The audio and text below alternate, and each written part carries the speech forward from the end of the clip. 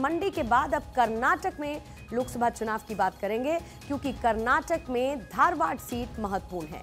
सबसे पहले आपको एक रिपोर्ट दिखाएंगे, क्योंकि लोकसभा चुनाव 2024 का माहौल देश के उत्तरी राज्यों से थोड़ा सा अलग नजर आता है। यहां पर सत्ता में कांग्रेस पार्टी है और बीते साल मई में हुए विधानसभा चुनाव में कांग्रेस ने यहां पर शानदार जीत दर्ज की। लेकिन लोकसभा चुनाव में राज्य की ऐसी कई सीटें हैं जहां पर मुकाबला टक्कर का है, और इसी में से एक सीट धारवाड़ की है। यहां से केंद्रीय मंत्री प्रहलाद जोशी बीजेपी के उम्मीदवार, लेकिन इस बार इस सीट का समीकरण थोड़ा सा बदला है। यहां से लिंगायत स्वामी जी उनके खिलाफ निर्दलीय मैदान में हैं, और इसी वजह से धारवाड़ के साथ पूरे राज्य में चुनावी समीकरण पर असर पड़ने की संभावना है। धारवाड़ से कांग्रेस पार्टी ने कुरुबा नेता विनोद आसुती को मैदान में उतारा, और इस त्रिकोणीय मुकाबले में कौन मारेगा बाजी, आपको और समीकरण बताऊंगी, लेकिन उससे पहले एक रिपोर्ट।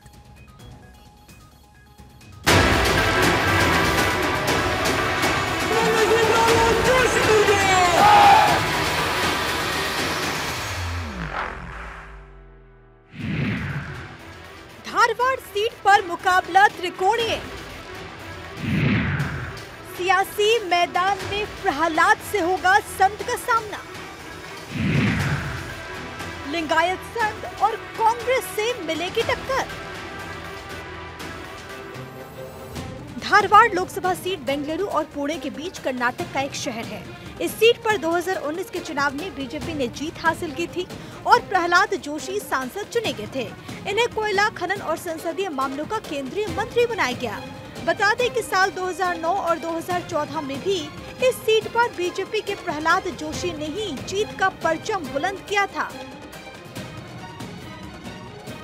लेकिन इस बार कर्नाटक की धारवाड़ सीट पर बीजेपी के साथ केंद्रीय मंत्री प्रहलाद जोशी की प्रतिष्ठा दांव पर है। सीट के गठन के बाद से ही बीजेपी का इस पर कब्जा है। साल 2019 के चुनाव में बीजेपी और कांग्रेस उम्मीदवार के बीच जीत हार में मतों का अंतर 16.9% और 2014 में 10.92% था। कांग्रेस प्रत्याशी आसुती कुरुबा समुदाय से संबंध रखते हैं। आसुती मुख्यमंत्री सिद्धारमैया के करीबी हैं। वहीं निर्दलीय प्रत्याशी के रूप में लिंगायत संत दिंगालेश्वर स्वामी के चुनाव लड़ने के ऐलान के बाद सीट पर मुकाबला त्रिकोणीय हो गया। बीजेपी इस बार चुनाव में जीत दर्ज कर चौका मारने की फिराक में है। वहीं लिंगायत संत के मैदान में आने से वोट बढ़ सकता है और मुकाबला दिलचस्प हो सकता है।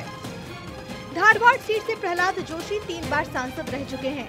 इस बार वो चौथी बार मैदान में हैं। ऐसे में दिंगालेश्वर स्वामी जी की निर्दलीय उम्मीदवारी से बीजेपी के वोटर्स में सेंध लगने की संभावना से इनकार नहीं किया जा सकता।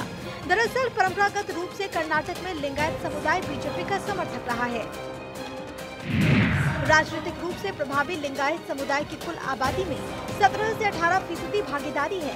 राज्य की 224 विधानसभा सीटों में से करीब 100 पर इनका अच्छा प्रभाव है।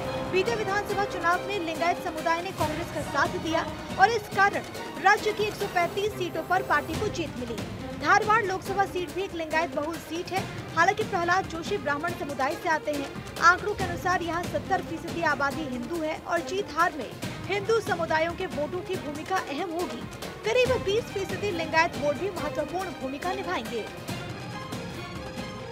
प्रहलाद जोशी बीजेपी के कद्दावर नेताओं में से एक हैं। इन्हें प्रधानमंत्री मोदी के करीबी लोगों में गिना जाता है। जनता के बीच अपनी अच्छी छवि और काम की वजह से वो लगातार 3 बार यहां से सांसद चुने गए। वैसे तो धारवाड़ सीट पर बीजेपी और कांग्रेस सीधे प्रतिद्वंदी हैं, लेकिन अब दिंगलेश्वर स्वामी की एंट्री से किस पार्टी को नफा नुकसान होगा, इसका हिसाब किताब शुरू हो गया। इस सीट पर 20% लिंगायत मतदाता हैं। सवाल ये उठता है कि लिंगायत किसे वोट देंगे।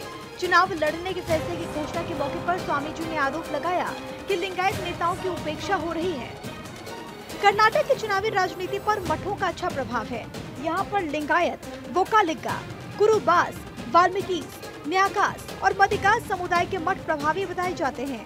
ये प्रत्यक्ष तौर पर राजनीति में नहीं है, लेकिन ऐसा माना जाता है कि ये अनुयायियों को किसी खास उम्मीदवार को वोट करने की सलाह देते हैं। Bureau report, Bharat 24। तो देखिए, आपने डिटेल्ड रिपोर्ट हालांकि देखी, लेकिन फिर से एक बार आपको बताते हुए कि बीजेपी की तरफ से यहां से चुनावी मैदान में प्रहलाद जोशी हैं और कांग्रेस की तरफ से आसुती कुरुबा और तीसरे सबसे अहम निर्दलीय प्रत्याशी जिनका मैंने जिक्र किया संत दिंगालेश्वर स्वामी हैं। अब खास क्यों है धारवाड़?